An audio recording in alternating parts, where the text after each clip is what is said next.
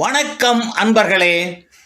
தகவல் சாளரம் யூடியூப் வலை ஒளி பலருக்கும் பயன்படும் வகையில் பல்வேறு தலைப்புகளின் கீழ் பயனுள்ள தகவல்களை காணொளி மூலம் வழங்கி வருகின்றது. இதே வகையில் கூட்டுறவு தணிக்கையாளர்களுக்கு பயன்படும் வகையில் தேடல் தெளிதல் எனும் காணொளி தொடர் மூலமாக தணிக்கையின் பல்வேறு பரிமாணங்களையும் நடைமுறைகளையும் நுட்பங்களையும் காணொளி மூலமாக பகிர்வதில் மகிழ்வடைகின்றோம். வாருங்கள் தணிக்கையாளர்களே, இனி தணிக்கையின் நுணுக்கங்களை நுட்பமாக அணுகுவோம். வணக்கம் சகோதர சகோதரிகளே.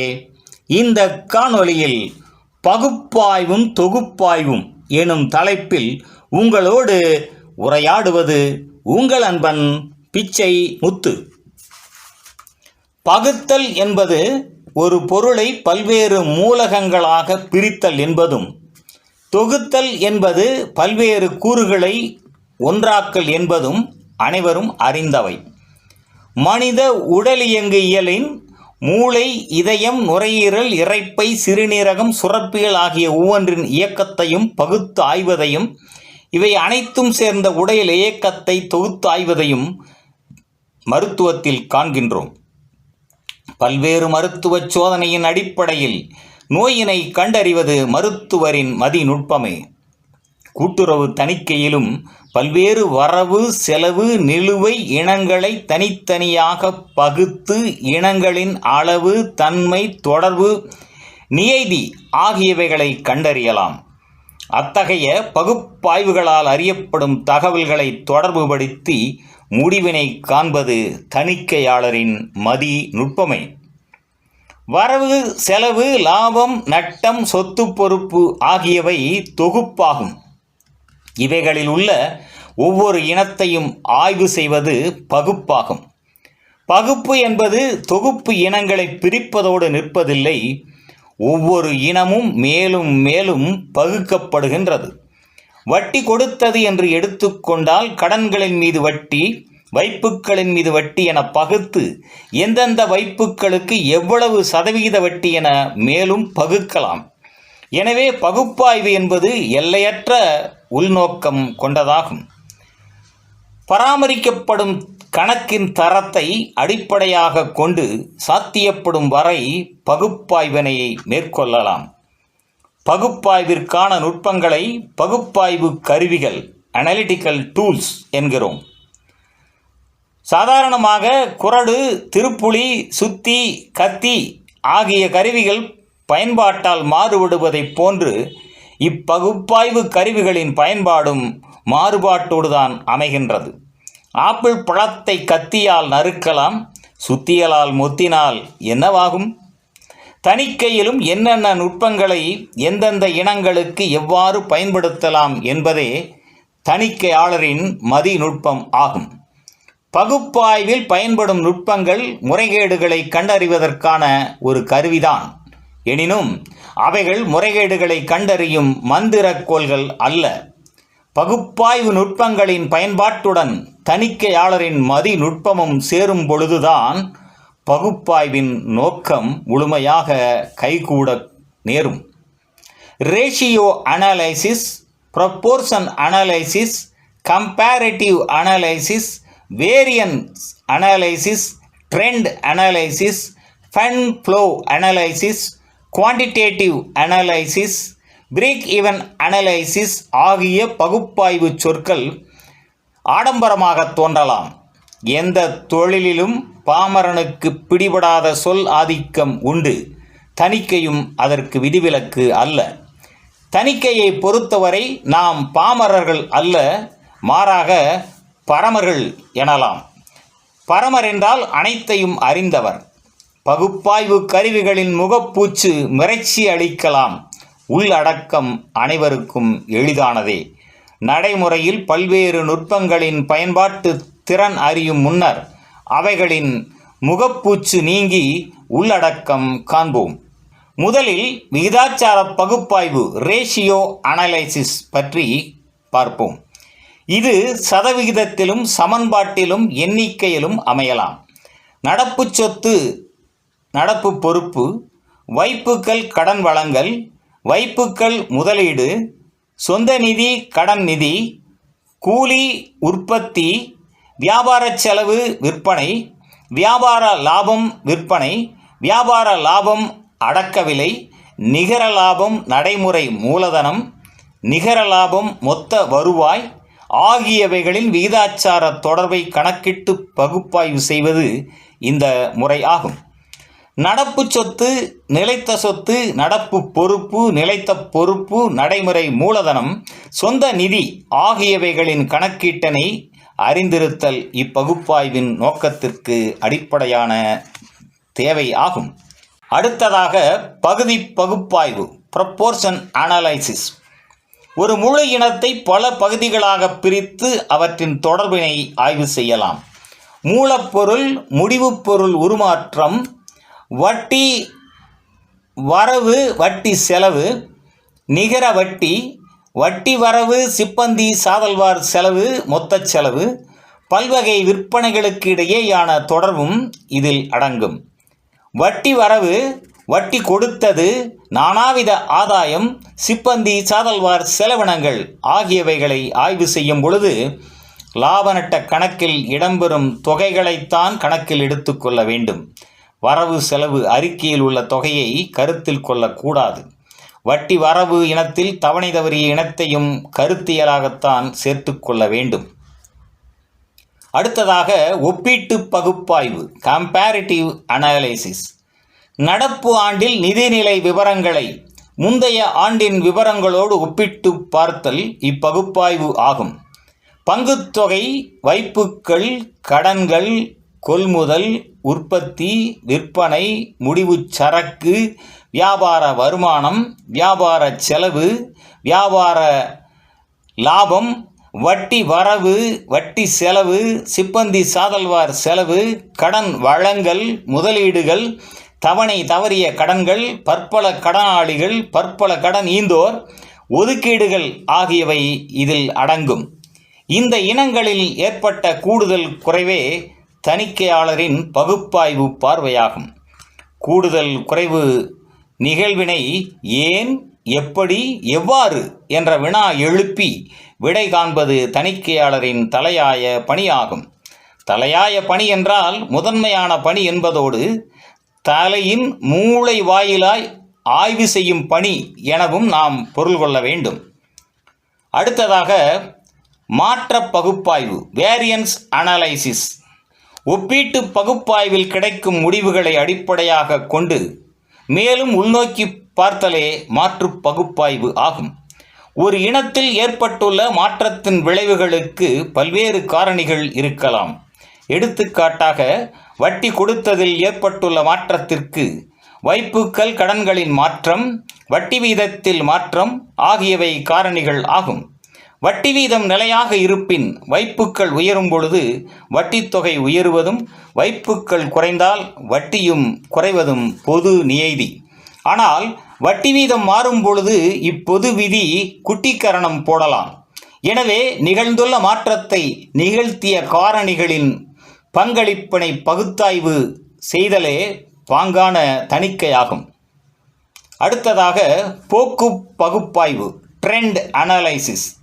சங்கம் நடந்து வந்துள்ள பாதையில் கடந்த பல ஆண்டுகளாக ஒவ்வொரு வணிக நடவடிக்கைகளின் போக்கும் எவ்வாறு அமைந்துள்ளன என்பதற்கான புள்ளி விவரங்களை ஆய்வு செய்வதே இப்பகுப்பாய்வு நடைமுறை ஆகும்.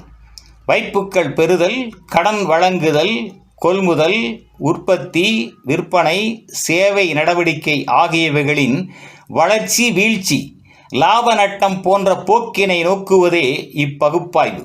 இந்த ஆய்விற்கு குறைந்தபட்சம் 5 ஆண்டு புள்ளி விவரங்களை அடிப்படையாக கொள்வது பொருத்தமாக இருக்கும். ஒரு சங்கத்தின் வளர்ச்சி வீழ்ச்சியை காரண காரியங்களுடன் ஆய்வு செய்யும் பொழுது இந்த வகையான மற்ற சங்கங்களின் போக்கினையும் கருத்தில் கொள்ளல் அவசியம் ஆகும். எந்த ஒரு இனத்திலும் இயல்புக்கு மாறான போக்கு கூர்மையான ஆய்வுக்கு உரியது ஆகும். அடுத்ததாக நிதி ஓட்ட பகுப்பாய்வு, ஃபண்ட் ஃப்ளோ அனாலிசிஸ். நிதி பகுப்பாய்வில் வருவாய் இனங்களின் ரெவென்யூ ஐட்டம்ஸ் விளைவாக நிகர லாபம் என்பது நிதி ஆதாரமாகவும் நிகர நட்டம் என்பது நிதி சேதாரமாகவும் அமைகின்றது. மூலதன இனங்களை பொறுத்தவரை கேபிட்டல் ஐட்டம்ஸ் அவைகளின் மாற்றம் நிதி ஆதார பெருக்கமாக அல்லது நிதி பயன்பாடாக உருமாறுகின்றது. சொத்து பொறுப்பு பட்டியலை அடிப்படையாக கொண்டு நடப்பு ஆண்டின் நிலுவைகளை முன் ஆண்டின் நிலுவைகளுடன் பார்க்கும் பொழுது நிதி ஓட்டம் எவ்வாறு அமைந்துள்ளது என்பதை கணக்கிட்டு அந்த ஓட்டம் இயல்பானதா என்பதை பரிசீலிக்க வேண்டும்.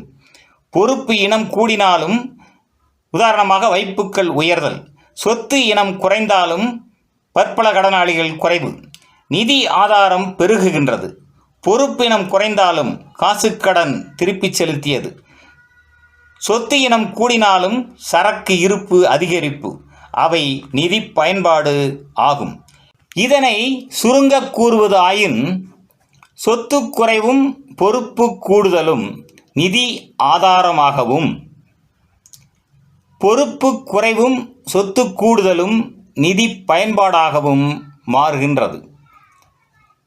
இந்த விதியினை பயன்படுத்தி சொத்து பொறுப்பு பட்டியலின் இவ்வாண்டு நிலுவைக்கும் முன் ஆண்டு நிலுவைக்கும் மாற்றங்களை கணக்கிட்டால் நிதி ஆதாரமும் பயன்பாடும் மொத்தத்தில் சமமாக அமையும். கூட்டுறவு தணிக்கையின் பகுப்பாய்வில் இத்தகைய நிதி பகுப்பாய்வு பட்டியல் தயாரிக்க வேண்டிய அவசியம் இல்லை.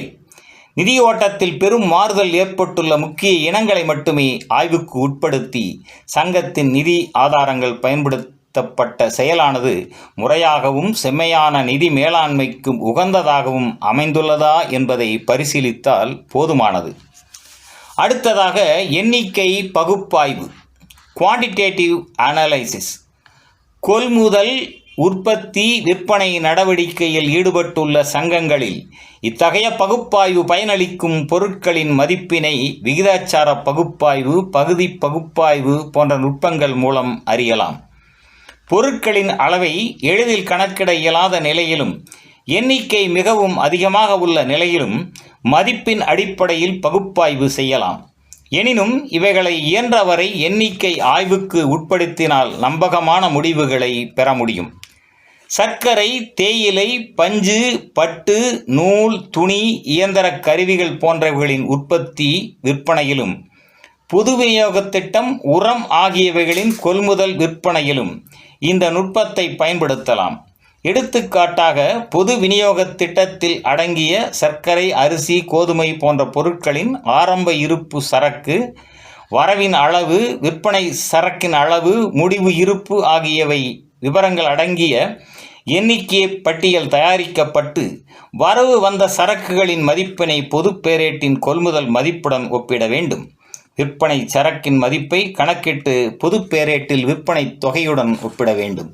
பொது பேரேட்டில் இத்தகைய விவரங்கள் தனித்தனியாக இல்லை என்றால் விற்பனையாளர் பொறுப்பு பதிவேட்டுடன் ஒப்பிட்டு சரிபார்க்கலாம். அடுத்ததாக செயற்பாங்கு பகுப்பாய்வு, பிரேக் ஈவன் அனலைசிஸ்.